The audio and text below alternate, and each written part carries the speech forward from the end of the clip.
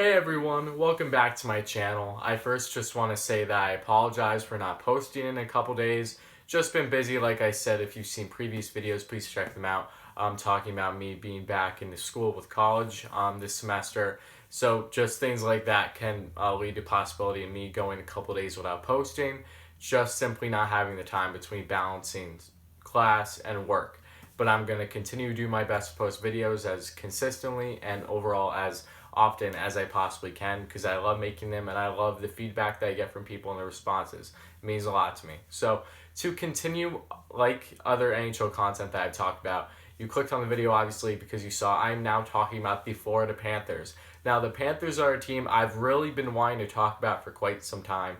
I originally wanted to incorporate them in the video I did on the Tampa Bay Lightning. If you haven't seen that, go check it out. And talk about just the two teams in Florida, but I was kind of leaning more towards just focusing on them individually, so that's what I'm going to do. So the Florida Panthers, they have had a really strong season this year after not looking too great to start the year. Obviously, their biggest flaw has ultimately been a combination of their defense and mostly their goaltending, and I will break that all down. But let's talk about where they are now, what's the reasoning for their success, and what can we expect from them going forward throughout the remainder of this NHL season. So the Florida Panthers have played 49 games this year. They have 28 wins, 16 losses, and 5 overtime losses. That's good for 61 points and third in the Atlantic Division, only trailing the Tampa Bay Lightning, who are second in the Atlantic, by 2 points. So that is huge also, because when I was thinking about doing a video with them both, they weren't as close in standings, but now that they are, it makes it even better for me to want to talk about them and talking about Tampa as well. But the Panthers, I've really always been a fan of them. Been a huge fan of Jonathan Huberdeau and Barkov since they came in the league. And what Huberdeau has done especially, and I will get into him, has truly been remarkable this season and within the past couple seasons as well. This Panthers team, in my opinion, goes completely under the radar by basically every other team in the NHL and just the fan bases in general, obviously due in part because of the fact that they have such a small fan base themselves and they don't get the promotions and necessarily the liking by media that they rightfully deserve. But in their past 10 games, they are 8-2, and they have won 6 straight games in great fashion, to say the least.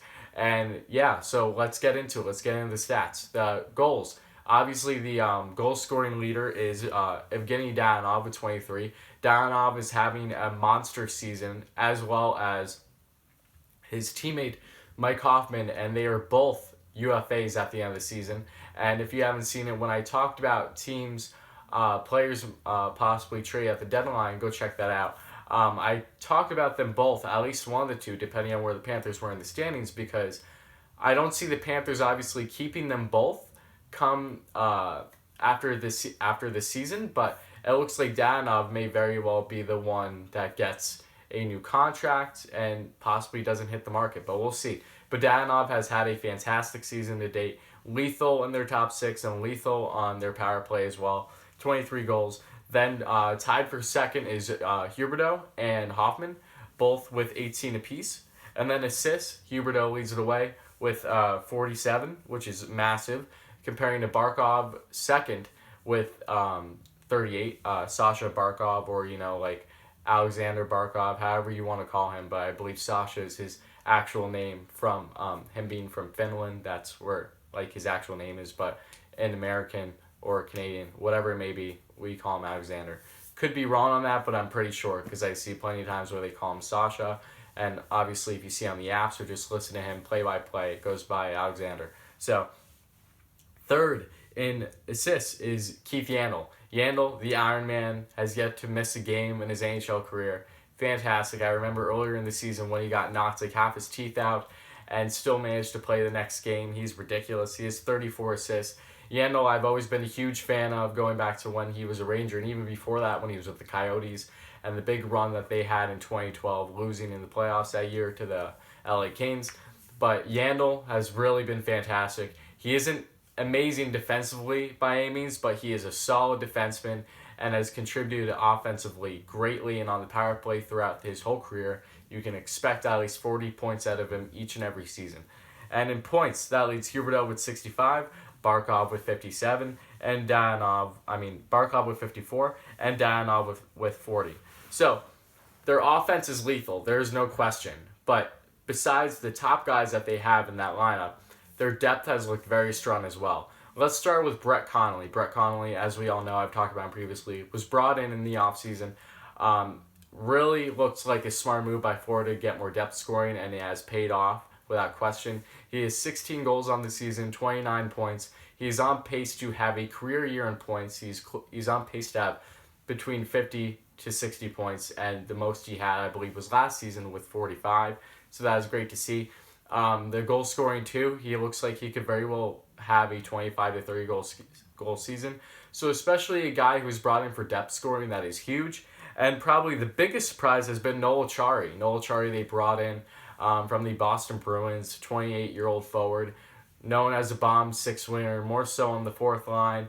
Isn't known for his offensive contributions much. He only had 10 goals as his career high, I believe his last season or the season before, but he's blown that out of the water. He's 18 goals this season in a more prominent role with this Panthers team as they mix things up for a bit, trying to get more consistency in their game.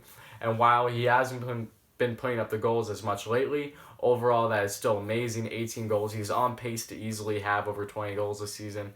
And for a guy like him, he definitely deserves it. You know, he's a grinder every single night. It's really hard to dislike the guy.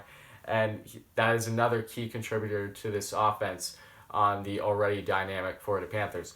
Now let's get to the goaltending. And obviously, I can list every player on the Panthers. But obviously, if you look at guys like Frank Vatrano, another really solid depth forward for them, and Vinny Trocheck, who when healthy is really solid. He's on pace to have close to 60 points this season because he's played like 40 games or so. And Aaron Ekblad has been huge on defense for them as well. Obviously, they would like to be more defensively sound as a whole, but Ekblad in particular has really put up the points. He is just about tied the amount of assists he had last season with over 20. And the goal scoring has been there. That's the only difference. He only has 3 goals on the season versus he's had over 10 goals. And if not all, then the majority of the previous seasons he's played in the league. But him along with Yandel have looked very solid. But the goaltending, this has been their biggest issue. And I've talked about this in previous videos. Sergei Bobrovsky has not played to what was expected of him, signing that massive contract in free agency.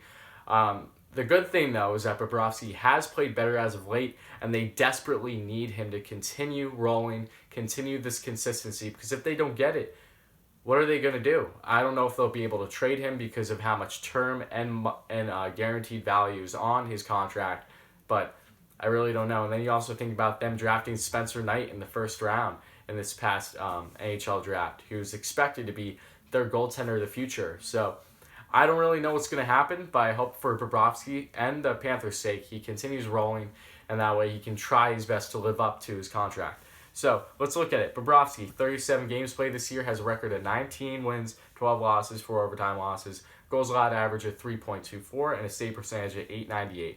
So not good by any means. But the good thing is he has won 4 straight games and has looked very solid in doing so. So as I said prior, if he can continue this pace and be more consistent with them, especially in this home stretch of the rest of the season, and lead them into playoffs, and I think they're golden because Bobrovsky can turn it on, but he has been known to be kind of iffy in playoffs too, so that is another thing that he is trying to prove wrong with his doubters. He is a 2-time Vezina winner. I feel that he is capable of leading this Panthers team, but it's all up to him and finding consistency in his game on a nightly basis. And then you look at the backup. Sam Montembeault came in the season seeming like he would easily be the backup for the Florida Panthers. That has not been the case. In 8 games played this year, he has 4 wins, 2 losses, 1 overtime loss. Has a goals allowed average of 3.35 and a save percentage of .888.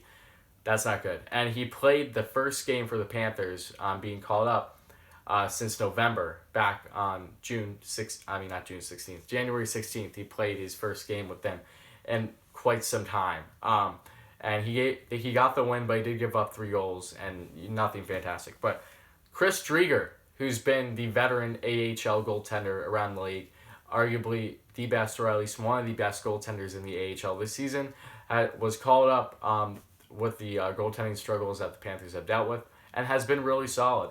In 9 games played, he has 5 wins and 2 losses, a goals allowed average of 2.35, and a save percentage of 932. So he has not been a liability by any means, so that'll be interesting to see going the remainder of the season. One, if Driedger continues to play as well as he has, if he will get more playing time, if, say, Bobrovsky struggles. So it seems like Montembeault is definitely the odd man out right now, but still, we have more to see from both of them, obviously.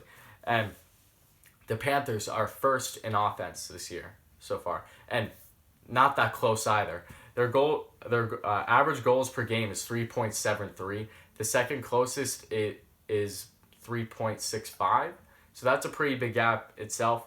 And they have the 5th best power play at 24.05%. So their offense, like I said, is dynamic. It is unbelievably deep. The fact that they are that far ahead in goals average per game is huge, especially when you look at teams around them in offense too, like the Avalanche, Tampa Bay Lightning, etc. Like there are plenty of dynamic offenses in the league, but Panthers are running away with it right now.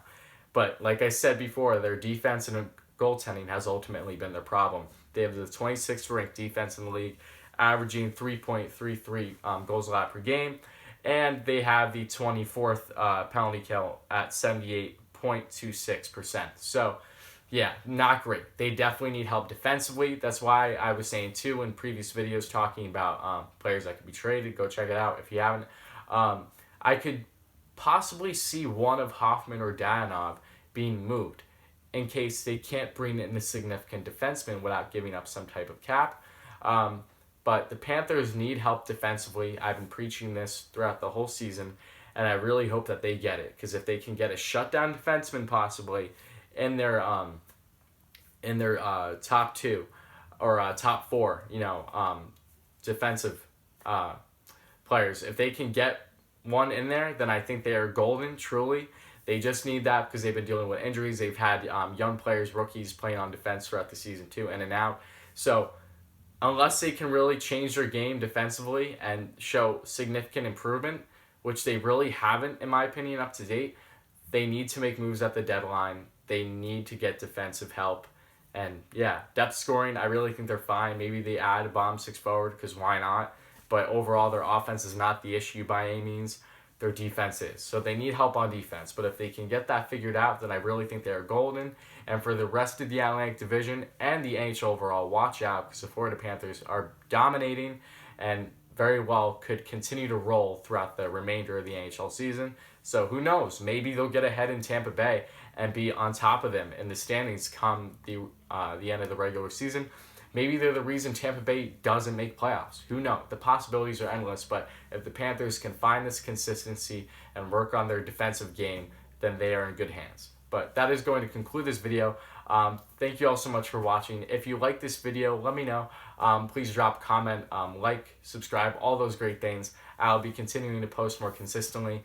And yeah, if you're a Panthers fan watching this, let me know what you think of my feedback. If you agree, disagree, all that great stuff. So thank you all once again, and I will be back in a day or two.